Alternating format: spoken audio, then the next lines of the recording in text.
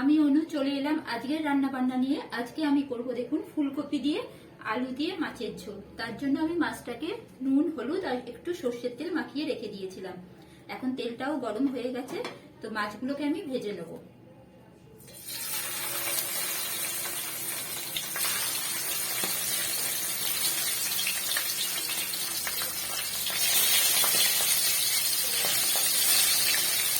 একটু মাছগুলোকে একটু ভাজা করে নেব।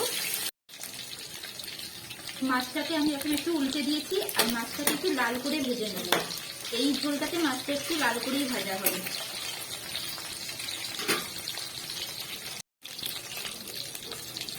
মাছগুলো ভাজা হয়ে গেছে লাল করে, এবার মাছগুলোকে আমি তুলে নেব।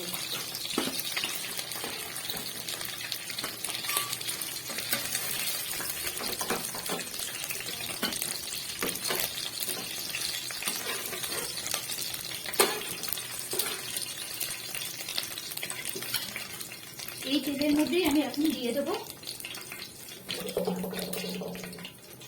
কপি দিয়ে। এবার কপিটাকে ভালো করে আমি ভেজে নেব। যেহেতু মাছের মধ্যে হলুদ নুন দেওয়া ছিল, তাই আমি কপিটাকে আলাদা করে দিলাম না।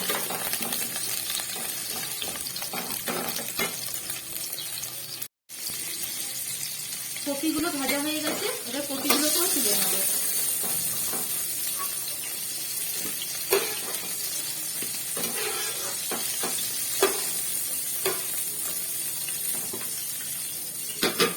এবার আমি আলুগুলো লম্বা করে কেটে রাখা আলুগুলোকে ভালো করে ভেজে নেব।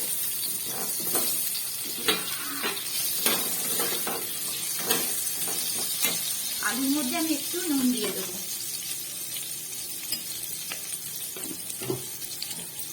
আলুগুলোকে একটু লাল লাল করে ভেজে নেবো, যাতে এখানেই আলুটা অনেকটাই সেদ্ধ হয়ে যাবে।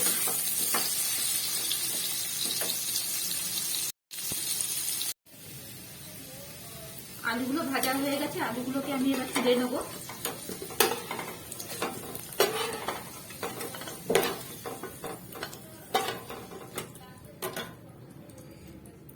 আলুগুলো তুলে নিলাম। এবার তেলের মধ্যে আমি দিয়ে দেবো একটু কালো জিরে আর একটা শুকনো লঙ্কা। শুকনো লঙ্কা আর কালো জিরে দিয়ে দিলাম। এবার এর মধ্যে আমি দেবো বেটে রাখা পেঁয়াজ।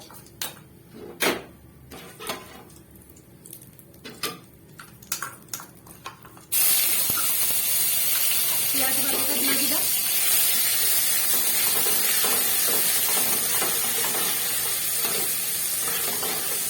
দিয়ে একটু পেঁয়াজ বাটাটাকে ভেজে নেব।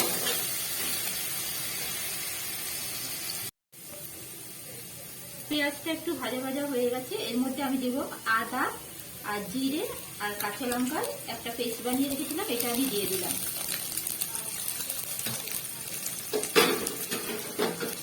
আর একটু কষিয়ে নেব।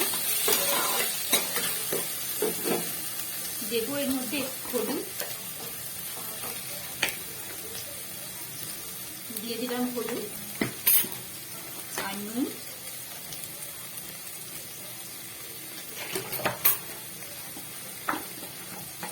আর একটু লঙ্কা গুঁড়ো, অল্প একটু লঙ্কা গুঁড়ো দিলাম।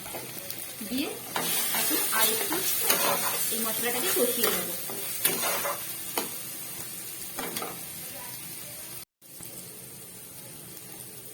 মশলাটা কষানো হয়ে গেছে, এখন এর মধ্যে আমি দিয়ে দেবো একটু টমেটো পেস্ট। টমেটোকে আমি পেস্ট করে রেখেছিলাম, এটা দিয়ে দিলাম। এবার টমেটো পেস্টটাকেও দিয়ে একটু আমি কষিয়ে নেবো যতক্ষণ না টমেটোর কাঁচা গন্ধটা যায়।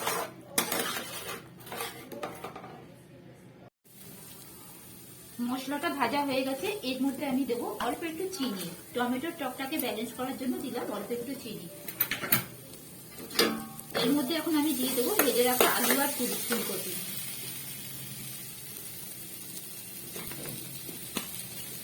এই আলু আর ফুলকপি দিয়ে আমি সঙ্গে সঙ্গে জল দেবো না, 1-1.5 মিনিট এটাকে আবার কষিয়ে নেব। 1-1.5 মিনিট ভালো করে কষিয়ে নেব।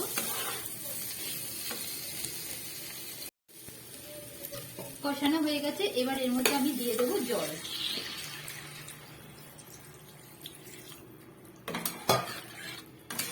যে যে যেমন ঝোল রাখবেন তেমন জল দেবেন। আমি অল্প করেই জল দিলাম। এবার এর মধ্যে আমি দেবো মটরশুঁটি। মটরশুঁটিগুলো দিয়ে দেবো।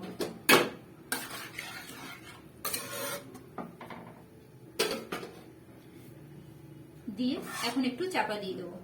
2-3 মিনিট পর আবার দেখাচ্ছি। আর গ্যাসটার ফ্লেমটা লো করে দেবো।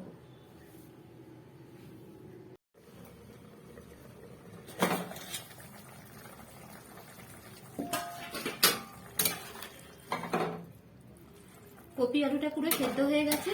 এবার এর মধ্যে আমি দিয়ে দেবো মাছগুলো।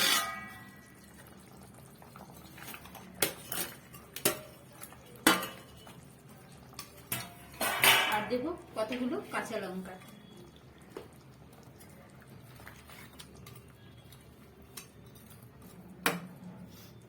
দিয়ে আর 1 মিনিটের মতো ফুটিয়ে নেবো।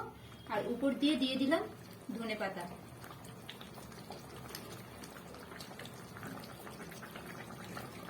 দিলাম একটু গরম মশলা।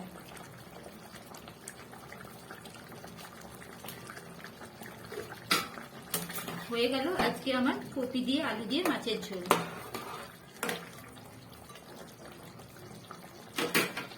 আর এখন একটু চাপা দিয়ে দেব। রেডি হয়ে গেল কপি দিয়ে আলু দিয়ে মাছের ঝোল।